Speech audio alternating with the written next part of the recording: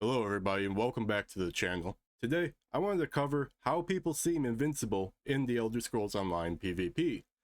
Now, this is something you hear a lot. You can't kill this player because they're doing XYZ. Now, I want to get into all that. How does it work? How are we going to tear this apart? I'm going to try to make it all understandable for you as quick as I can. So, first off, we got to talk about our buff management. Buffs are your huge lifeline in PvP. You're going to keep every single possible buff up as much as you can, highest up times you can manage. The big ones you're going to look for are major and minor resolve for your increased armor. If you can fit major or minor protection in there, those are also going to reduce incoming damage. You're going to keep major brutality and sorcery up as a damage buff.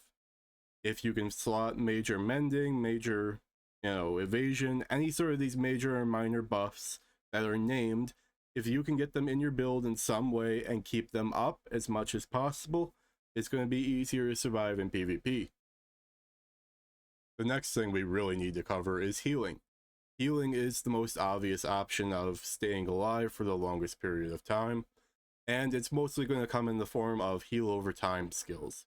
Something like Radiating Regeneration from the Restoration Staff tree, or Echoing Vigor from the Assault skill line of the Alliance War tree.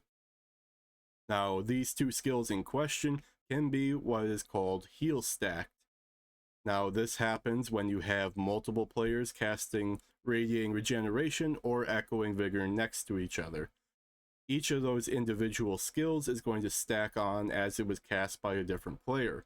So the calculations for the healing and how much value it has are different for each player. Those skills will stack, and that will help you survive a lot more. Now that we know that heal over time skills won't keep you alive indefinitely, we need to incorporate a burst heal into our build. Every single class has a burst heal built in, something like the Dragon Knight's Coagulating Blood, or the Restoration Staff skill Blessing of Restoration. This is basically an oh shit, I need a lot of healing button. Nothing more. We don't want to spam this if we do not need to. Heal over times are the priority, but we have a burst heal skill in case we need it. Next, we really gotta talk about line of sight. This is the biggest, most important thing you can do if you want to survive in PvP. You are not a face tank. You are not a face tank unless you are a very literal block tank player. So, line of sight and kiting are going to be very important to you. Now, what is kiting, you ask? Kiting is basically using your environment, your surroundings, to move your character behind something so they can't take a bunch of damage. If you know you're getting chased by 3 or 4 players, they're going to be able to hit you unless you can't see them and they can't see you. So go run behind that tree, run behind that rock over there. It's going to give you a little bit of time to keep your buffs up, keep your healing up, and it's going to avoid getting more damage placed onto you, and it gives you a chance just to recover and get back into position. Next thing we want to cover is situational awareness. Situational awareness is the hallmark of any great PvPer in any game. It's just that you're going to see a pattern with gameplay, you're going to know what's going on. If I see a Nightblade going into stealth in front of me, I'm going to know that they're preparing an ultimate like Incap, and they're going to try to sneak attack me. They're going to try to get all that burst damage out at once. So if I know that they're doing this, I'm going to block. I'm going to hold block until I see him come out of stealth and that he didn't hit me. If he does hit me while I'm blocking, there I just reduced all that damage from his ultimate, and his combo is no longer going to kill me. Now, point in case, this is going to go across anything. You're going to know that sometimes you can't fight this 1v3 and you need to go start kiting around a tree. You might need to realize that your health and resources are getting low, and this is the time to take a potion. Your situational awareness is just going to get better as you keep playing the game. Another huge buff to your survivability is something that doesn't actually give you health, resources, or armor at all. Now, you're going to ask what that is, and the answer is mobility.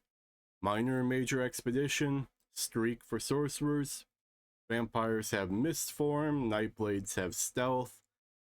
if you can get major or minor expedition on your build, if you can get the Wild Hunt Mythic Ring, if you can get Celerity CP, if you can use the Steed Mundus Stone, Swift Jewelry, anything that helps your character move faster or cover a great distance with Streak or Vampire Mistform is really going to help you survive.